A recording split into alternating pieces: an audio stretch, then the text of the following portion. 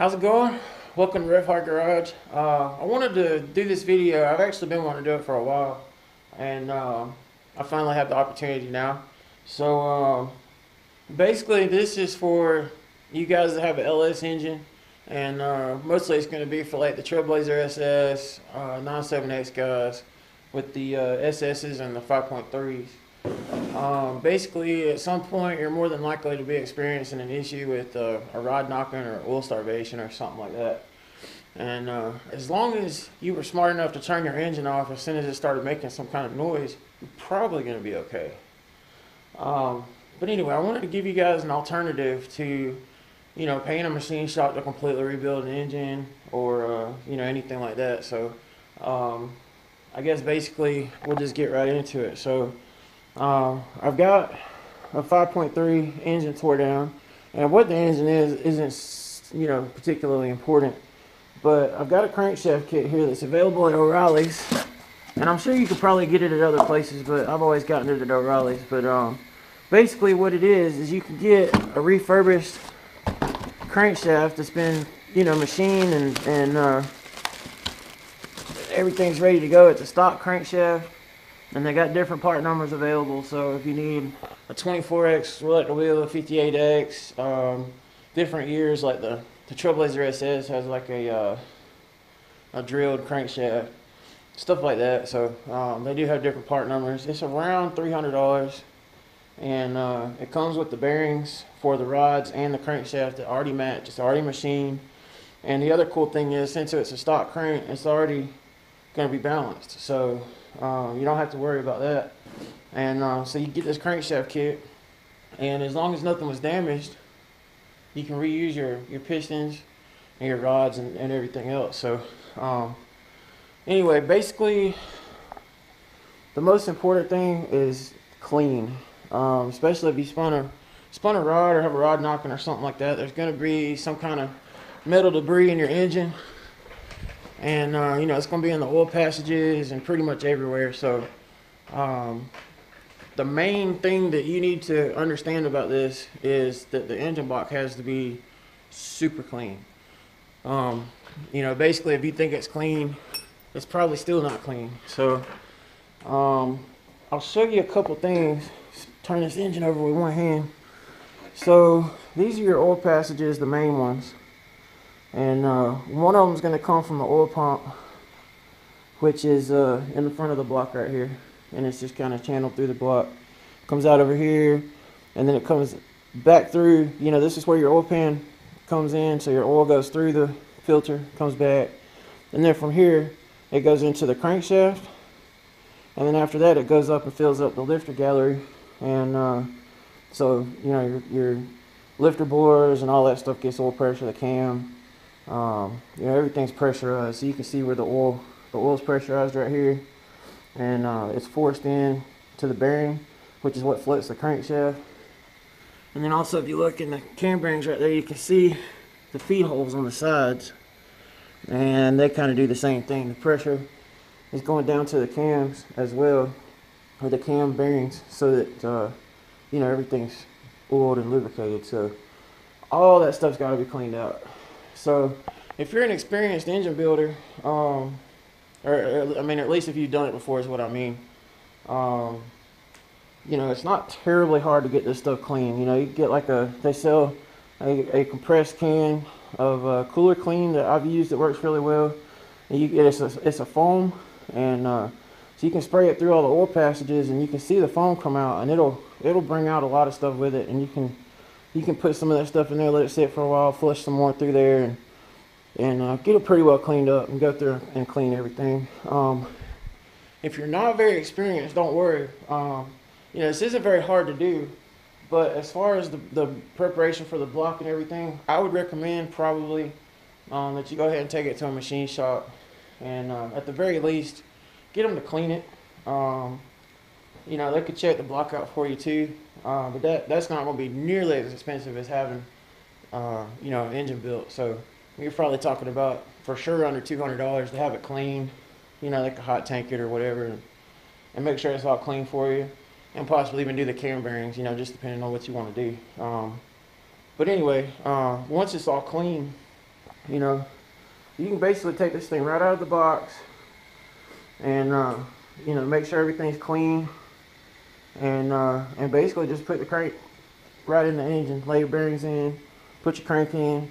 You know, you're going to reuse your, obviously, your main caps, and you can reuse the bolts. You know, so everything's good there. The crank bolts and the rod bolts are reusable.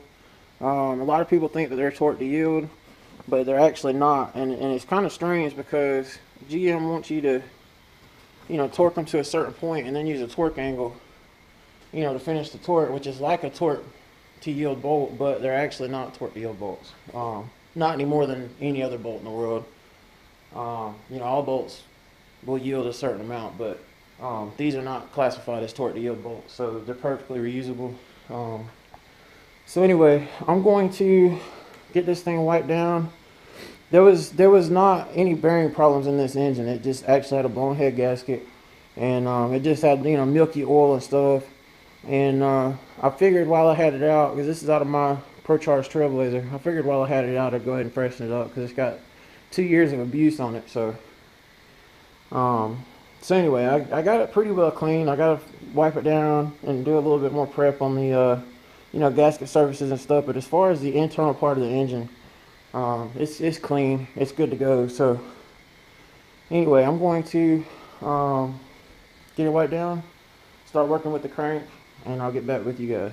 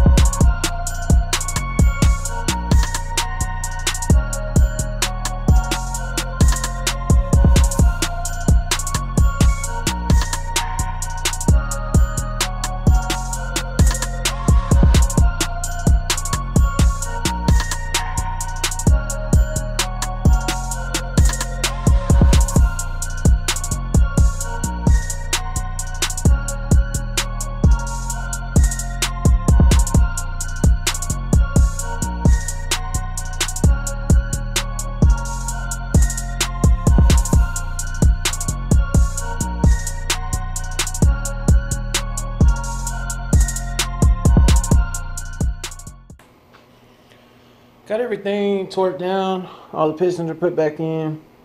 I'll just give you some tips. You know, I already said that you want to make sure everything's clean, but you know, you want to be very careful when you assemble the engine.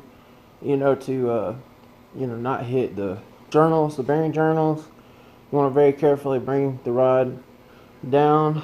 Trying to think. Of course, I put an assembly lube on everything.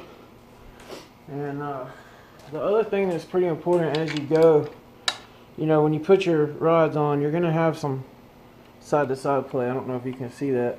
It's not much with one piston. I mean, with two pistons, but when you put the first one on there, it really slides back and forth. But you just want to make sure none of the bearings are bound up. And every time I put a bearing in, I spin it around. Make sure everything feels nice and smooth. And of course it does. But anyway, figured I'd show you guys this because it's a pretty affordable solution. I really feel like pretty much anybody could do this. I mean, you just need enough tools to get your engine out and you know, tear it down, torque wrench, a couple of things.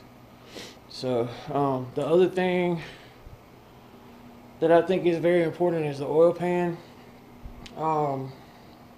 It's almost impossible to clean without special equipment. So you know, if you don't have a really good way to clean it, you know, like taking the baffles out or something like that, I would recommend just buying a new one. You can get them on eBay, you know, specific for the GMT 360 platform. They're not that much. I think they're like $65 brand new. So honestly, I think that's probably the easiest way to go.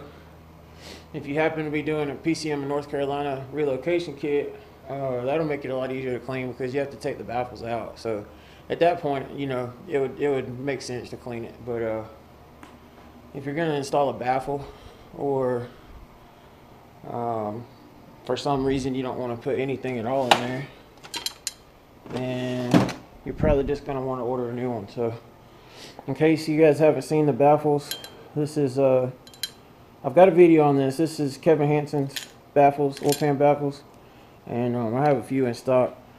This particular engine, I've actually got the PCM North Carolina relocation kit, but you definitely want one of the two for sure. 99% of the time, the baffle's perfectly capable of taking care of everything.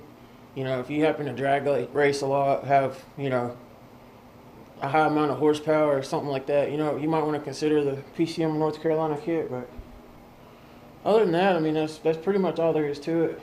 You know, just want to make sure all your surfaces are clean. You know, if you're going to tab your heads off, so you want to, you know, probably have your heads reworked. You know, lap the valves in, maybe get them decked and everything for the new head gasket. But all of that is pretty inexpensive compared to just, you know, dropping off an engine and asking somebody to rebuild it. So this could save you thousands of dollars. So I hope this was helpful. You know, if it was, like, subscribe. Appreciate you guys watching. We'll see you next time.